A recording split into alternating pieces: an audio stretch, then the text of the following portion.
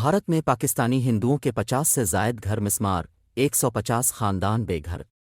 بھارت میں مقیم پاکستانی ہندوؤں کے 50 سے زائد گھر مسمار کر دیے گئے۔ بھارتی ریاست راجستھان کے علاقے جیسلمیر میں پاکستان سے بھارت جانے والے ہندوؤں کے 50 سے زائد گھر تجاوزات قرار دے کر مسمار کر دیے۔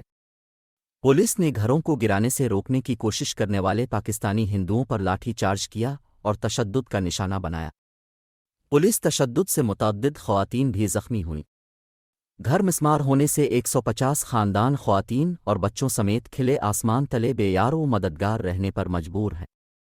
اس سے قبل اپریل 2023 میں بھی پاکستان سے نقل مکانی کر کے بھارت جانے والے ہندوؤں کے 100 سے زائد گھر منہدم کیے جا چکے ہیں۔ یہ گھر راجستھان کے ضلع جودھ پور میں مسمار کیے گئے۔